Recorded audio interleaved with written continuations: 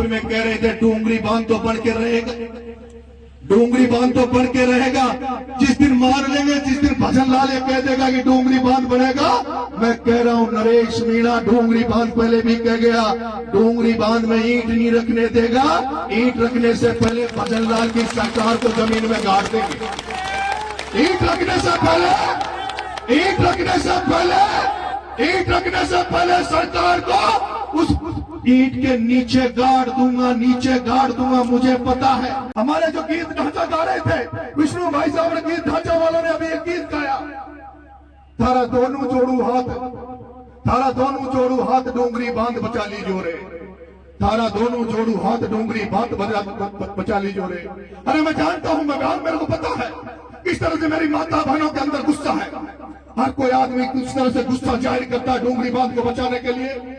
लेकिन नरेश मीणा टोंक जेल से निकलने के बाद किसी के बिना कहे, किसी के बिना आदेश की पालना किए, सबसे पहले मैं उस गांव में डूंगरी में जाके आया हूं, डूंगरी में जाके आया हूं, उनकी वेदना सुन के आया हूं, पूरी बाड़ी में जाकर उनके बीच में बैठकर उनकी वेदना सुन के आया हूं। लेकिन दुख हुआ जब मैं उनके बिना पूछे उनके बीच में चला गया तो डूंगरी बांध में एक कमेटी बनी हुई है, एक कमेटी बनी हुई है। कमेटी वालों ने उन गांव वालों को बुलाया जिनके घर में ने खाना खाया, उन खाना खाने वाले जिन्होंने खाना खिलाया उनको बुलाया और उनसे सवाल जवाब किए कि बिना पूछे तुमने नरेश मीणा को कैसे बुला लिया। उनको जवाब देना पड़ा कि हमने नहीं बुलाया, तो बिना बुलाए आ गए थे और मैं वो था जो बिना बुलाए, जब मुझे लगा कि उन क्षेत्र गाँव की लड़ाई में मेरे को भी शामिल होना चाहिए, तो बिना नुका भी मैं उसमें शामिल हो सकता हूँ, तो आम जन की तरह मैं भी उसमें गया था। और उसके बाद जब दूसरी महापंचायत हुई, चकेरी में महापंचायत हुई, तब आपका बेटा हॉस्पिटल में पड़ा हुआ था। आपको पता किस तरह से मैं 15 दिन तक बच्चों की भूख न्याय दिलाने के लिए भूखा पड़ा, हॉस्पिटल में पड़ा रहा। और उसके बाद जोड़ली में महापंचायत हुई, जोड़ली में आपका बेटा गया, जोड़ली में आपका बेटा गया और जोड़ली का तमाशा भी आपने देखा होगा, वो नजारा भी आपने देखा होगा, वो नजारा भी आपने देखा होगा जोड़ली में कि किस तरह से भारतीय जनता पार्टी के लोग, किस तरह से भारतीय जनता पार्टी के लोग जो इस डूंगरी बांध को बंदवाना चाहते हैं, उन लोगों ने मंच पर झगड़ा कराने का प्रयास किया, मंच पर लाठा भाटा कराने का प्रयास किया, 2 एमएलए के चक्कर में पूरे आंदोलन को तबाह करने का प्रयास किया। लेकिन मैंने जिस तरह से जैसे तैसे हाथाचोड़ी करके उस मामले को सुलझाया ताकि ये आंदोलन खत्म नहीं हो।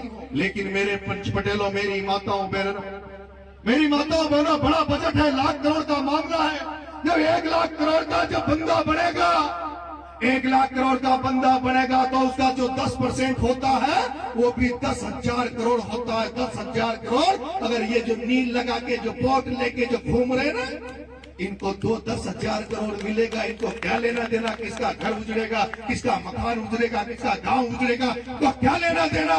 जो लोग किसी में क्या करते हैं हम जानते, ज्यादा कहने की जरूरत नहीं है। लेकिन उस 10,000 करोड़ की गुणगणित चल रहा है। और पंच पटेलों, इस अभी जो सत्ता चल रही है भारतीय जनता पार्टी की सरकार, इसमें भी एक अंदर ही अंदर एक षड्यंत्र और चल रहा है। इस बीजेपी सरकार में एक षड्यंत्र और चल रहा है। और वो षड्यंत्र क्या है? वो षड्यंत्र जो दिल्ली में ओम बिरला बैठा है, जो पूरी हाड़ौती को खा गया, जो पूरी हाड़ौती को खा गया, वो व्यापारी, वो ओम बिरला, जिसके मैं होर्डिंग माधोपुर में भी देख रहा था, उस ओम बिरला जो हाड़ौती को खा गया, वो ओम बिरला जो पूरी बनास को खा रहा है बिशलपुर में, जिसकी विदेश से लाई हुई मशीनें बजरी को निकाल निकाल के बेच रही है, वो ओम बिरला चाहता है इस गरीब बामण को सत्ता से हटाकर, इस भजन लाल को सत्ता से हटाकर और कैसे मैं मुख्यमंत्री बन जाऊं, ये एक षड्यंत्र अंदर अंदर और चल रहा है। और उसी के पीछे इस गरीब बामण भजन लाल को हटाकर ओम बिरला सत्ता का मालिक चाहता है। राजस्थान के मुख्यमंत्री भी गद्दी में बैठना चाहता है। वो ओम बिरला राजस्थान के मुख्यमंत्री की गद्दी में बैठना चाहता है, जिसने पहले किसान के बेटे प्रहलाद गुज्जल को कोटा की राजनीति में खत्म किया। उस कोटा में ओम बिरला ने उस प्रहलाद गुज्जल की राजनीति को खत्म करके कोटा बूंदी पे कब्जा किया।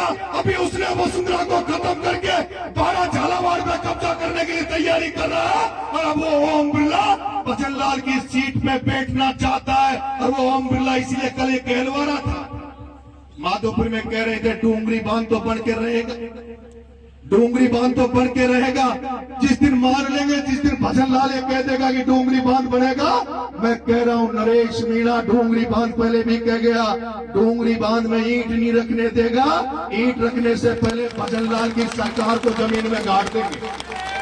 ईंट रखने से पहले, ईंट रखने से पहले, ईंट रखने से पहले सरकार को उस ईंट के नीचे गाड़ दूंगा, नीचे गाड़ दूंगा। मुझे पता है, मुझे पता है जब किसान गुर्जर आंदोलन हो रहा था, गुर्जर आंदोलन हो रहा था, कर्नल भैंसला जी जब आंदोलन कर रहे थे और जब गोलियां चली, 72 गुर्जरों ने अपनी कुर्बानी दी, अपनी बलिदान दिया।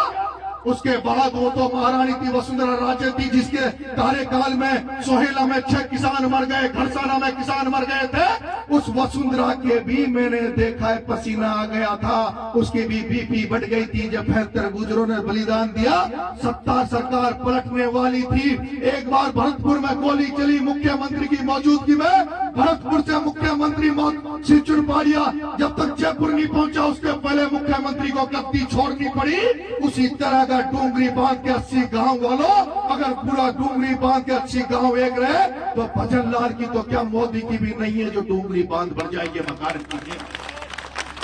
लेकिन मैंने अभी जोड़ली के बाद में भी कुछ दिन जोड़ली में भी कहा, जोड़ली में महापंचायत हुई कि उन्होंने कमेटी वालों ने कहा जल्दी फैसला करेंगे, जल्दी ये करेंगे। लेकिन मुझे तो लगता है कि सरकार तो फुट पे, लेकिन कमेटी का भी कोई निर्णय नहीं हो पा रहा है।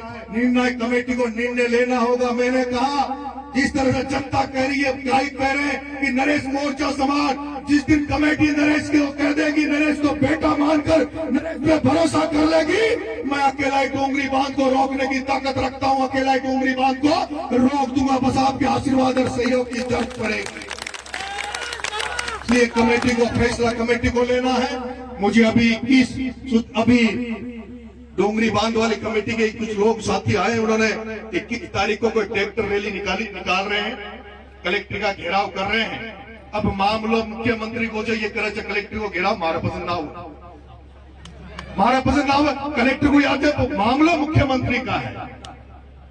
क्या करेगा कलेक्टर, क्या करेगा एसडीएम, मुझे समझ में नहीं आता। मैंने जोड़ली के बाद में पूरी पारी गया था, मैंने कमेटी के लोगों को बैठ के कहा तैयारी कर लो, मैं पैदल चलूंगा, डोंगरी से पैदल यात्रा निकालो, डोंगरी से पैदल यात्रा निकालो। डोंगरी की माता बहने बच्चे बुजुर्गों को लेकर डोंगरी से रवाना होंगे। डोंगरी वाली माता बहने बच्चे बुजुर्ग, प्रत्येक गांव में एक बच्चा नहीं बचेगा। सारे लोग भूरी पहाड़ी तक जाएंगे, भूरी पहाड़ी के लोग काकड़ पर लेने डोंगरी वालों को आएंगे। डोंगरी वहां सभा होगी, उसके बाद डोंगरी वाले चले जाएंगे। फिर जो भूरी पहाड़ी हो अगले गांव में पूरे बच्चे अगले गांव में पैदल जाएंगे। फिर अगले गांव वाले उनको लेने वहां काकड़ पे आएंगे। इस तरह से पहले तो पूरे क्षेत्र 80 गांव का भ्रमण करो, पैदल यात्रा करो और उसके बाद फिर एक जगह निश्चित करो और उसमें ऐसा पड़ाव डालो, ऐसा करो मरो का आंदोलन करो जिसमें भजन लाल को आके जवाब देना पड़े, उसकी मंत्रिमंडल को कमेटी को आकर जुगाड़ देना पड़े, उनको स्पष्ट करना पड़े कि बांध बनेगा कि नहीं बनेगा। जो लोग जिनका सरकार में कोई लेना देना नहीं कुछ नहीं है ना, वो कह रहे डोंगरी बांध बनेगा, बना लेना, तुम्हारी माँ की दम हो तो आके बना लेना, एक बार लोग भरोसा तो कर ले। बहुत बहुत धन्यवाद, आपने मान सम्मान किया, उसके लिए बहुत बहुत धन्यवाद। आप लोग आशीर्वाद रख रहे हैं, विश्वास देके जा रहा हूँ, विश्वास दे रहा हूँ, कभी जिंदगी में ऐसा काम नहीं करूंगा, ऐसा काम नहीं करूंगा जिससे आपका शीश हो।